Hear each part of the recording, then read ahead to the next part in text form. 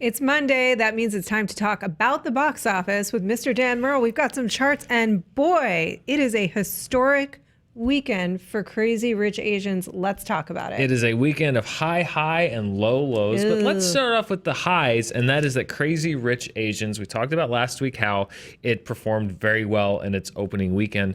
This weekend, it performed historically well for not just in the genre, any movie percentage-wise in its second week. It dropped 6.4% from its opening weekend. That is insane. That's complete, unprecedented, pure grade A insanity. That does not happen. Let's talk about why we think it happened, what happened. Well, yeah, it's when you look at the numbers, this kind of a number, this kind of drop does not happen. It's almost unheard of for a movie that opens as widely as this movie. It opened in, it was a super saturated 3,000 plus screen release. A hold of, and we'll look at a chart here in a second, a hold of like 20% is considered incredible. So for a movie to drop less than 10%, like I said, it's almost unheard of. Let's take a look at this. This is amongst 2018 releases, so movies that were released in 2018 that began their run with a wide release. So movies that opened on 600 plus screens. Why do I specify that they opened on 600 plus screens? Because a lot of times you'll see movies like the award contenders that will roll out slowly. And so their second week of quote unquote wide release, they'll see a build because they've been building buzz for a while. These are movies that opened on 600 or more screens. 6.4%. Look, the next one down is Forever My Girl at 15.9%. Then I Can Only Imagine and Book Club, which we talked about earlier this year, were huge sleeper hits. The multiples that they generated off of their openings. And then Paddington 2. Well deserved for that little bear. Minus 27.2%. Now, the difference between Crazy Rich Asians and all of these other movies, first of all, most if not all those other movies opened on far fewer screens than Crazy Rich Asians. And they made less money. And they made a lot less money. Crazy Rich Asians is the only movie on that list to open to more than $20 million, which means it generated more revenue to drop off that small of an amount. So what you're seeing here is a phenomenally strong hold for this film. And also, I was looking at some of the reports demographically. Last weekend, we talked about the strength of the Asian and Asian American audience that went to see this film in its opening weekend. Looking at the film in its second weekend, the Asian demographic actually shrank by about 10%, but you saw turnout increase across every other measured demographic here in North America, which means that this film certainly opened and struck a very resonant chord with the target demographic, but it is now growing through word of mouth through just about every quadrant and every sector, which is a very good indication that this film will continue to hold very strongly. We've talked about this a little bit before. I think that there's a galvanizing effect around this film, because it is a film that sort of demonstrates that stories that are representative of communities we don't always see in film, that there is an appetite for them, but that these are films for everyone to enjoy. It's a well-made film. It is also, it has a place in the market that is not oversaturated right now, and that is the romantic comedy. There's a million reasons that I think that this has had a galvanizing effect, and that it's got great word of mouth, good critical response. People want to support this movie, but this is still hugely unprecedented. Dan, it is. I mean, what happens next weekend? What do you think? I don't know at this point, because looking at its performance, the fact that going into this weekend we'll talk a little bit about the competition that's going to face, because there's one movie coming out that I think could be a bit of a sleeper hit, which we'll talk about later on in the show. But I honestly don't know, because it could drop, $5, $6, $7 million and percentage-wise still hold very well in its third week. And I can't underscore how historic, it's a big deal. It's a very big deal, just because, I looked up the numbers. We talk about the holiday box office and how a lot of times you can't measure the regular box office against the holiday box office, because a lot of times if you look at the second week of wide releases during the holiday season, they grow because they'll open on the 19th of December, and then the next week is Christmas, and their business will go up. So it's hard to do it's like an apples and oranges comparison. So I went through the numbers and I excluded holiday weekends. And if you take out holiday weekends, for a movie that opened on 3,000 or more screens. This was the fourth best hold ever for any movie released on that many screens at a time where the business isn't kind of an anomalous thing where it grows week to week because of the Thanksgiving or Christmas or a Memorial Day holiday.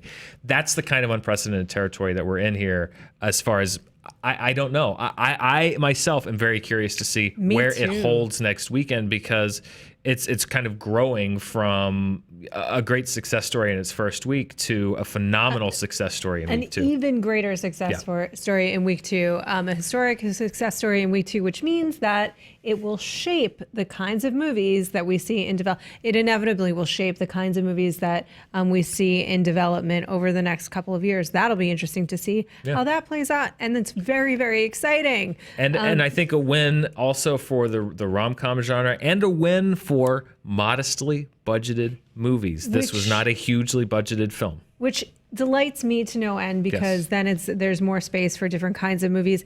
But the interesting thing to me too is that Netflix has been really leaning in and carving out a space for itself in the rom-com, in the teen drama genre, the combination of the two with All the Boys I've Loved Before. We both watched that this weekend. Yes, we did. It was quite cute. It was a cute movie. And that said, how does Netflix parry if Hollywood comes in hard and says, you know what, we're going to take a hit, we're going to take a run at rom-coms once again? Netflix wanted this movie. That was the part of the publicity leading up to it. Netflix offered to purchase this movie and greenlight 2 sequels, and the creative team behind this film, now as it obviously smartly and wisely turned it down. But you're right, this is a genre that Netflix has its eye on, and this may give some filmmakers and studios pause now to say, maybe do we want to take the safe money? Exactly. Do we want to take the safe play, or do we take the risk? This could really kind of ripple out. We'll see what effect it has on the rest of the industry. I'm going to admit, this is the kind of thing that is very fun for me to watch unfold. Yes, very, very fun. Very much.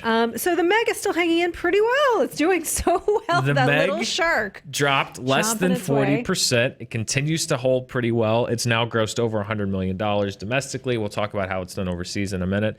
It is headed toward the summer top 10 list. It's going to ruin my perfect season, Roth. Crazy Rich Asians, by the way, if it holds up like this, is also going to ruin my perfect season as far as the summer box office goes. But that's okay. I don't mind. Mission Impossible Fallout also staying in the top 5. However, and I keep tracking this, it continues to lose ground domestically, not necessarily worldwide, but domestically to Mission Impossible Ghost Protocol. And I do mean the fourth movie, Ghost Protocol, not Rogue Nation. Looking at the day-by-day box office, Ghost Protocol is winning those battles right now pretty consistently over Fallout. So while Fallout is doing well and is going to do, I think, very well this weekend elsewhere for reasons we'll talk about, I do think it's going to be a close call as to if it ends up being the top grossing Mission Impossible film domestically, because what and I think a lot of people that were tracking this might not have seen coming is that it is losing ground to that fourth film. So we'll see how it ends up, but it's going to be a lot closer than I think a lot of us anticipated that it might be. It'll be interesting to see what the full the worldwide picture is at the end of the day, and what that means for the franchise moving forward. Mile 22, the Peter Berg, Mark Wahlberg film.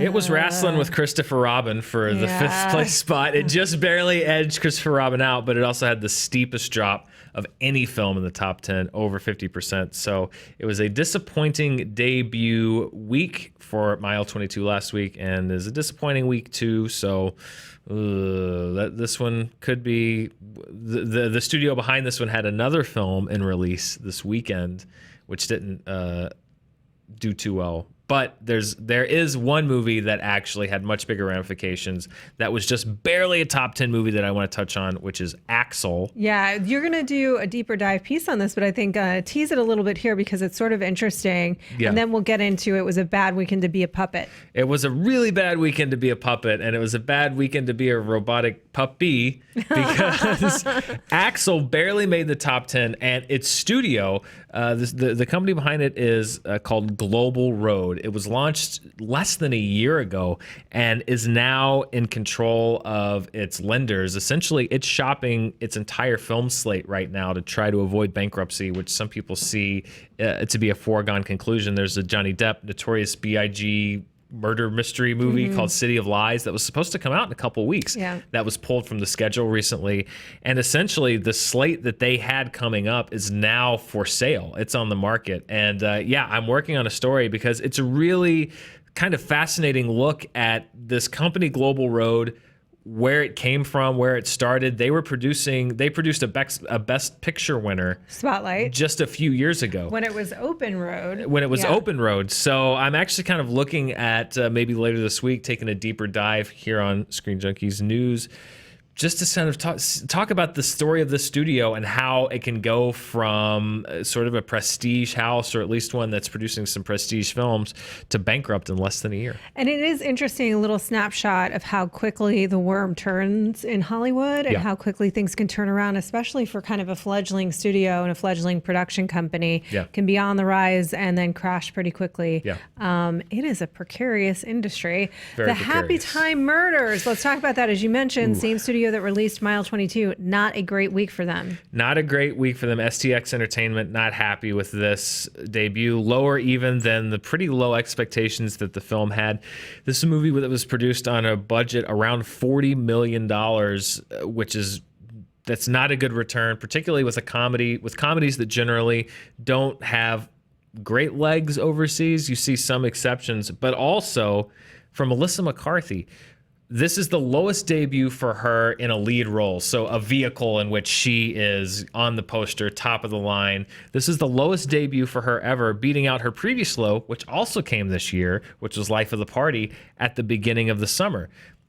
The silver lining of Life of the Party was that movie legged out about 3 times what its debut was, so it debuted at 17 million and it ended up around 70. I do not foresee that for Happytime Murders. No, and neither does the audience. Happytime Murders received a C- Cinema Score, which, if you've seen the piece that I did on Cinema Score, that is catastrophic. Particularly for a comedy. For a comedy, that is a death knell. Because horror movies with a score that low, sometimes you can still get the crowd out, or there's an expectation game that's being played. But for a comedy to get a C- Cinema Score, that's a death sentence. Yeah, it's dead in the water. It's dead in the water. And it's an interesting case study because this is very low, even much lower than the sort of relatively modest projections for the film. But a couple of things happened. It was very minimally marketed. STX may have been, some of the people are speculating that they may have been kind of cutting their losses to some degree, knowing that it wasn't going to hit big. And the 2 biggest stars in the film, the only talent that was available to market this film were the puppets. Melissa McCarthy was not available. And Elizabeth Banks wasn't available. And neither of them were supporting it. And neither of them socially. Probably because they had seen it, and they were cutting their losses as well. So a sad day for the Henson puppetry, but there you go. What are you going to do? A good day for a small movie called Searching, which we will have a review of later this week. Yes, Searching opened on 9 screens this weekend. It grossed $43,000 per screen. That's a really strong per screen debut. And contrary to what you see a lot of times on these small releases, it is expanding to 1,100 screens this weekend, which means that there's a good chance that it might be playing near you. It stars John Cho as a father looking for his missing daughter. And the sort of premise behind this film is the producer of the movie, Timur Bekmambetov, he's a Russian. He's directed some not so great movies. He's directed some good movies. He's directed some not so great movies like the Ben-Hur remake. But he also directed Wanted. He directed Daywatch. He's directed some things that people really got into. But he's the producer behind this, and he's got this genre now that he's working in called Screen Life, where basically everything takes place on a computer screen. So you see everything through chat windows, IMs, email, Google searches. There's a horror movie called Unfriended that used this, that he produced as well, that used this. I haven't seen this. You speak highly of it. I'm going to see it tonight so we can review it this week. I liked Unfriended. I really did. I thought that it worked. I thought the premise for a small-scale horror movie, I thought that premise worked really well. Well, this is taking that sort of structure and putting it onto a missing person mystery. And I admit I Is saw it it this action weekend as well? Don't tell me too much. But well, it's all, like I say, it's all confined to what I liked about this movie was that it took what could have been a confining platform and did some really innovative things with it.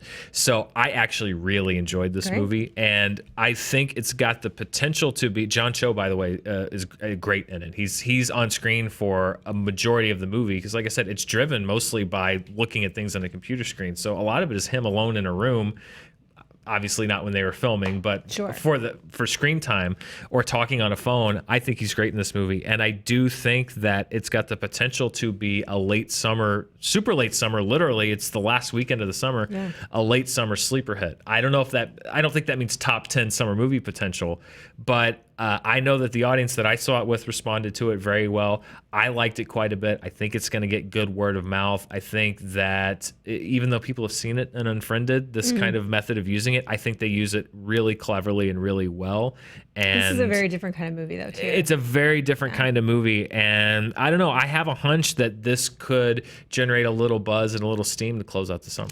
Unfriended, I think, worked because the premise acted as a metaphor for some of the toxic nature of social media, but it was also just super creepy. Let's just be honest. Yeah. It's like a detective story, but you're the detective too, because you get to like track, look at the screen and look at pieces of like, oh, look at that.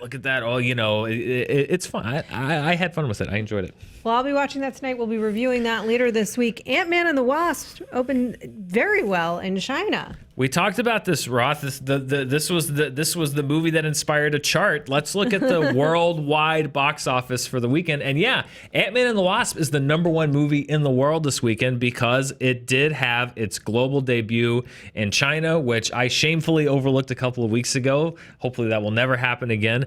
But yeah, that is the 72. Well, that's the global total, but it opened a little bit less than that in China. It's the 3rd highest opening for a Hollywood film in China this year. It was the 4th highest debut for any movie in the MCU ever in China, just behind Avengers Age of Ultron, Avengers Infinity War, and Captain America Civil War, which is pretty impressive. So its debut in China was 10% of what it had already earned throughout the world. It's got to contend with Mission Impossible Fallout this weekend, so we'll see how it does. But, Roth, we talked about, is Disney, are they going to hedge on doing another Ant-Man solo or Ant-Man Wasp movie? Does this change the game? This is a really strong debut in China. Yeah. So you're right. Does this change the game? Does this kind of give them another reason to look at this being a bigger potential franchise? I don't know. Ant-Man and the Wasp 3 takes the place of Guardians 3. Headline next week. I'm kidding. You never know. You never know, but I don't think that's going to happen. But it does maybe give a little bit, bolster the hopes of Paul Rudd and Evangeline Lilly and anybody else who cares to see more of those characters on the big screen in their solo outings. I mean, Disney has struggled with a lot of their, not outside of Marvel. I mean, they have essentially no foothold in China on Star Wars. The Pixar films, some of them, Incredibles 2 did very well in China. Some of them, don't do so well. Coco did great, but it's hit or miss with how Pixar does in China.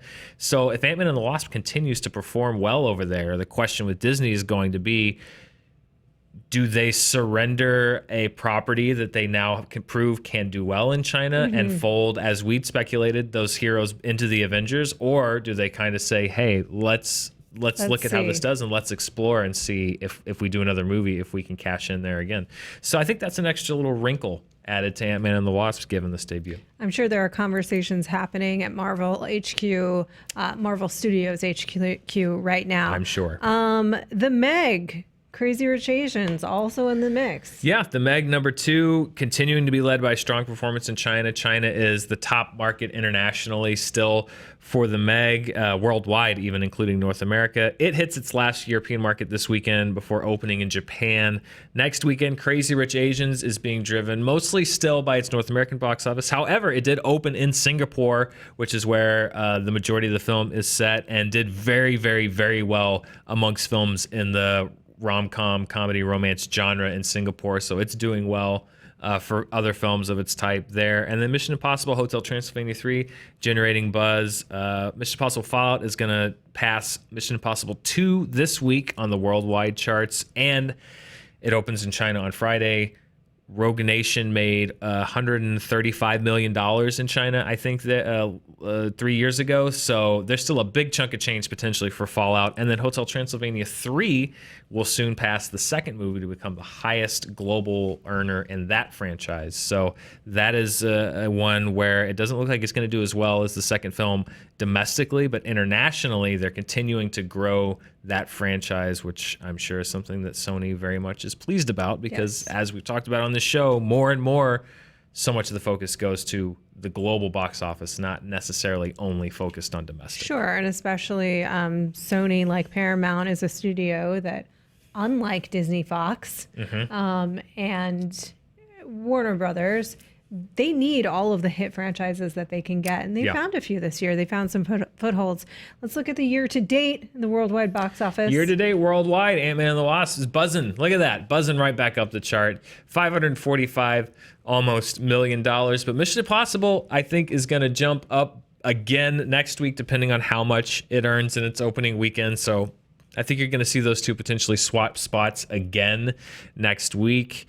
This is going to be, as the summer winds down, these two are going to be the last big releases for a little bit grappling. And then, as the year goes on, we'll fold more into that as far as worldwide goes. But it's been a very interesting summer worldwide, and I think next week or the week after I want to look at the summer, kind of step back in totality and look at how everything did. But I've really enjoyed seeing what films connect. And again, who would have thought as we were sitting here back in May that we'd be looking here in the last weekend of August at a chart, and some movies much lower, some movies not there.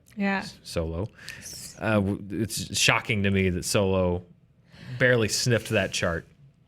It's not that. I mean, I think after everything, the story of what happened behind the scenes on Solo, I guess it's not hugely shocking to me. But still, I think on paper, it's a Star Wars movie, and it's not in the conversation at all. That's a little bit shocking. It's an afterthought to this summer. It really is. Solo is going to be a footnote to the summer of 2018. It's an afterthought after Meg. Meg. After the Meg.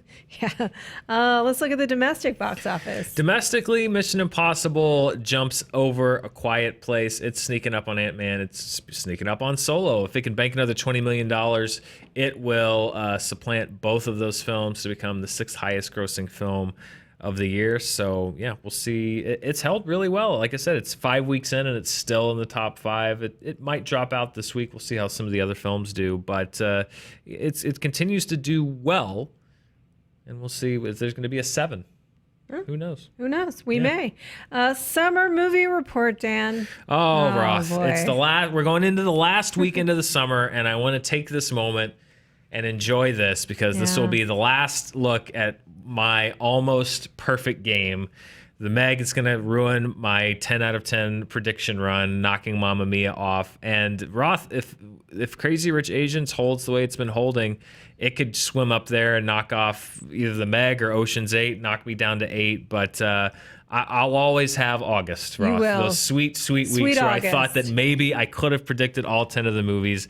That's all right. That's part of the fun of the game. It's not just making the guesses. It's watching the movies and tracking them and seeing how they do. So Mamma Mia is 95%, 99% going to be gone off of that chart next week. But hey, it hung in there. It hung in there. For a musical, summer release musical to hang into the top 10 that long, that's not too shabby. And you're going to have The Little Shark That Could swim on in. Swim right back up. And then maybe, what will be interesting is the race between the Meg and we'll see if there a race between the Meg and Crazy Rich Asians. I mean, we're going into a dead zone. We're in unprecedented territory. I mean, this weekend, what do we have coming out? We have Searching, which we will review. We have Kin. Kin is the only other wide release. It's Labor Day weekend. Studios generally shy away from that because people are going out and doing their final barbecues and whatever else. So, it's essentially the competition is light. I haven't heard anything on Ken or read any reviews, but we'll see. Searching is the one that I don't know. I just have a feeling about it. I have a feeling that people are going to want to check it out, even just the curiosity factor. But I think people are really going to dig it. So that's the one more than anything that I want to kind of put a pin in and watch. And we'll have an extra day to Roth, because we won't be here next Monday. We'll be Here here on next Tuesday because it's a Labor Day holiday here in the U.S. We will be at our own barbecues and probably at the movies. We'll be definitely the the ones movies, yeah, at the movies. for So sure. everybody else is at the barbecues. But we will be here Tuesday to talk all about the box office and many more things. So stay tuned for some deep dives coming at you this week and all of the Screen Junkies news. Yeah. Every morning. Every morning. Thanks for watching.